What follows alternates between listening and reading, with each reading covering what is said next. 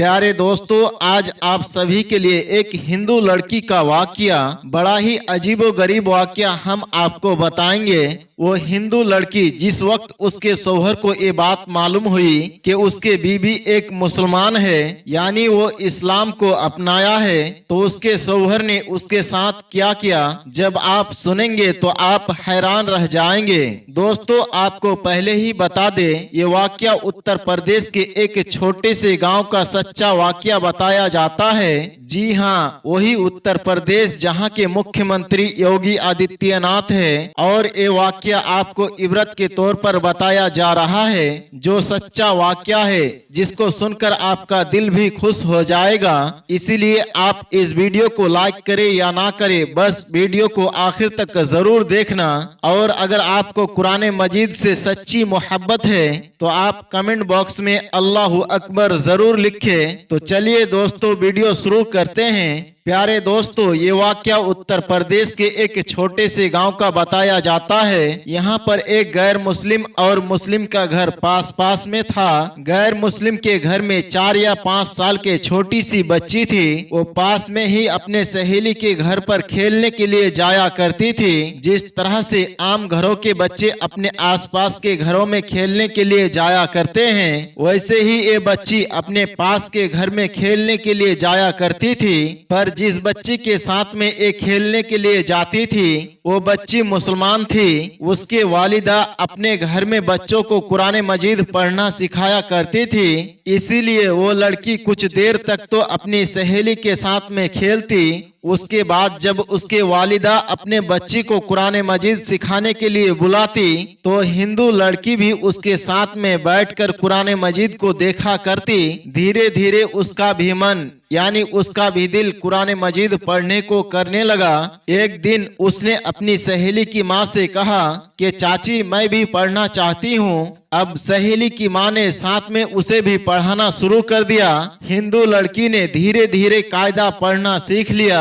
फिर बाकायदा कुरान मजीद भी अपने सहेली के साथ पढ़ना शुरू कर दिया। उस बच्ची ने अपने माँ बाप को इसके बारे में कुछ भी नहीं बताया, यानी कि वो इस बात से अनजान थे। जब मुस्लिम लड़की ने कुरान मजीद पढ़ना मुकम्मल सीख लिया, तब तक एक गैर मुस्लिम लड़की भी पूरा कुरान मजीद पढ़ना सीख गई थी। प्यारे दोस्तों, उसके बाद में एक ऐसा वक्त आया कि वो बच्ची जवान हो गई। माँ बाप ने उस बच्ची की शादी एक हिंदू लड़के के साथ तय कर दी। वो इतना ज्यादा कट्टर था कि वो मुसलमानों को तो देखना दूर की बात, मुसलमानों के बारे में बात करना भी पसंद नहीं करता था, क्योंकि उसको मुसलमानों के बारे में गलत जानकारी थी। अब उस लड़की की शादी होने लगी। एक दिन वो लड़की मुस्लिम सहेली की माँ के पास गई और उसको कहने लगी, मैंने आपसे पूरा कुरान मजीद पढ़ना सीख लिया, मैंने दिल ही दिल में कलमा भी पढ़ लिया, मगर मैं इसके बारे में अपने घर वालों को कुछ भी नहीं बता सकती हूँ। अगर मैंने घर में बता दिया तो घर में कलेश हो जाएगा और मुझे घर से निकाल दिया जाएगा। और अब मेरी शादी भी एक ऐसे इंसान के साथ होने वाली है जो मुसलमानों को देखना भी नहीं चाहता है। ये सुनकर उसकी सहेली की माँ ने कहा कि बेटा, अगर तुझको कुरान पाक से सच्ची मोहब्बत है तो अल्लाह तबारक व ताला पर भरोसा रखो, अल्लाह ताला तुम्हारे ईमान को जाया होने से जरूर बचा लेगा। उसके बाद में सहेली की वालिदा ने उसके लिए शादी का एक तोहफा तैयार किया। उसको तोहफे के तौर पर कुरान मजीद को तैयार करके देने का इरादा किया। फिर उसके घर जाकर उस लड़की की माँ से कहा कि हमने इसकी पैकिंग बहुत ही खूबसूरत तरीके से की है, हम चाहते हैं कि हमारा ये तोहफा लड़की के ससुराल में ही खुले, यानी कि इस तोहफे को यहाँ पर मत खोलना।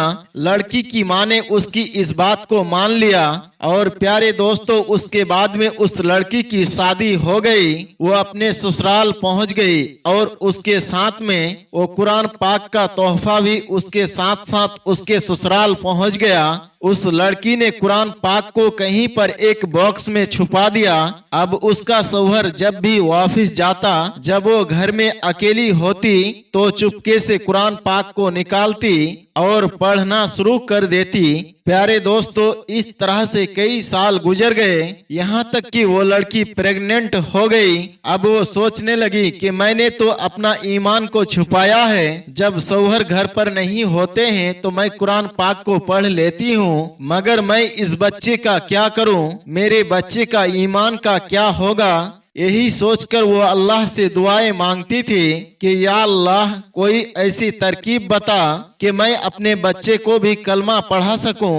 प्यारे दोस्तों, कोई भी उसको ऐसी सूरत नजर नहीं आ रही थी कि वो अपने शौहर के सामने इस बात को बोल सके, मगर अल्लाह की शान देखे, एक दिन उसके शौहर बीमार हो गया और वो हॉस्पिटल में अपना टेस्ट कराने के लिए पहुंच गया। जब डॉक्टर ने उसकी सारी जांच कर ली, जब उसको उसके बारे में बताया गया तो सुनकर और परेशान हो गया, क्योंकि डॉक्टरों ने उसको बताया कि उसको कैंसर हो गया है और उसकी बचने की उम्मीद खत्म हो गई है। अब वो शौहर यानी उस लड़की का पति हैरान और परेशान अपने घर आया। अपनी बीबी को देखकर वो रोने लगा और कहने लगा, तुम बहुत खूबसूरत हो, वफादार हो, मोहब्बत करने वाली हो, नेक हो, लेकिन तुम्हारा और मेरा साथ सिर्फ कुछ ही दिनों का है। मेरी जिंदगी सिर्फ और 1 महीने की ही बाकी है। और उसने फिर हॉस्पिटल का तमाम वाकया अपनी बीबी को बता दिया। प्यारे दोस्तों, इस बात को सुनकर उसकी बीबी भी रोने लगी और अपने शौहर को तसल्ली देते हुए बोली कि आप परेशान ना हो, मेरे पास में इसके लिए एक दवा है और मुझे पूरी उम्मीद है आप इससे बिल्कुल ठीक हो जाएंगे, मगर आप वादा करें कि मैं जो कुछ भी करूं उसके बारे में आप मुझसे कुछ भी सवाल नहीं करेंगे। ये सुनकर उसके शौहर ने कहा कि मैं वादा करता हूं कि अगर मैं सही हो गया, मैं ठीक हो गया, कि तुम जैसा कहोगी वैसा ही होगा, तुम्हारी हर बात मान ली जाएगी। उसके बाद में उस लड़की ने कुरान मजीद की सूरे फातिहा पढ़कर अपने शौहर पर दम करना शुरू कर दिया, क्योंकि उसने अपनी सहेली की वालिदा को देखा था कि वो जब भी कोई बीमार होता था तो सूरे फातिहा पढ़कर दम क्या करती थी। ये देखकर उसके शौहर ने पूछा कि ये तुम क्या कर रही हो, तो कहने लगी, मैं तुम्हारा इलाज कर रहा हूँ और तुम्हारा और मेरा ये वादा हो चुका है कि आप इसके बारे में मुझसे कुछ भी सवाल नहीं पूछेंगे। उसके बाद में उसके शौहर ने उससे सवाल करना बंद कर दिया। प्यारे दोस्तों, उसके बाद में अल्लाह की शान देखिए, 1 महीने तक वो लड़की अपने शौहर पर सूरे फातिहा पढ़कर दम करती रही, पूरे यकीन के साथ, पूरे ईमान के साथ। फिर 1 महीने के बाद में उसका टेस्ट करवाया गया तो उसके जांच देखकर डॉक्टर भी हैरान हो गए, क्योंकि उसके जांच में आया कि उसको कैंसर का नामो निशान तक नहीं है और जांच में आया इसको कभी कैंसर हुआ ही नहीं था।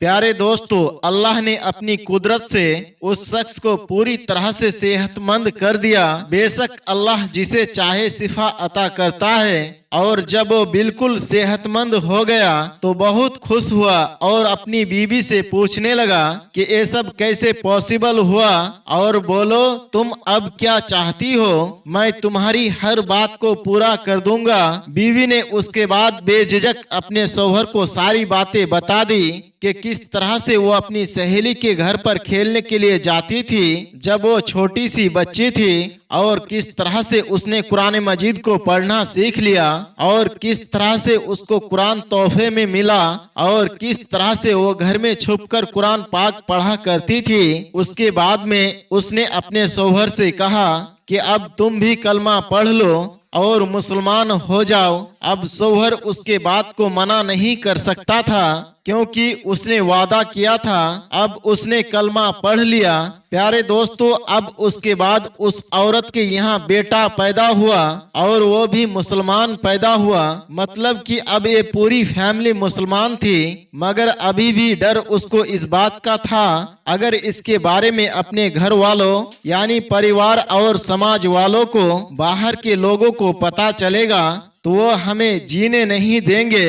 वो हमें परेशान करेंगे, हमें समाज से बेदखल कर देंगे। तो शौहर ने बीबी से कहा, इसकी तुम फिक्र ना करो, इसका बंदोबस्त इंशाअल्लाह मैं करता हूँ। उसके बाद में उस लड़के ने अपने जॉब के लिए सऊदी अरब की एक बड़ी कंपनी में अप्लाई कर दिया और अल्लाह की कुदरत से उसकी जॉब एक सऊदिया की एक बड़ी कंपनी में लग गई। अब वो अपनी बीबी बच्चों को लेकर सऊदी अरब चले गए और बाकी की तमाम जिंदगी सऊदी अरब में गुजरने लगी। वहाँ पर वो कुरान मजीद भी पढ़ते हैं, नमाज भी वो 5 वक्त की पढ़ते हैं। प्यारे दोस्तों, ये अल्लाह की शान कि अल्लाह जिसकी जिंदगी चाहे उसकी जिंदगी संवार दे और जिसको चाहे उसको बिगाड़ दे। प्यारे दोस्तों, अल्लाह तबारक व ताला से दुआ है कि अल्लाह पाक हम सबको भी कुरान मजीद पढ़ने और उस पर अमल करने की तौफीक अता फरमाए। आमीन सुम्मा आमीन।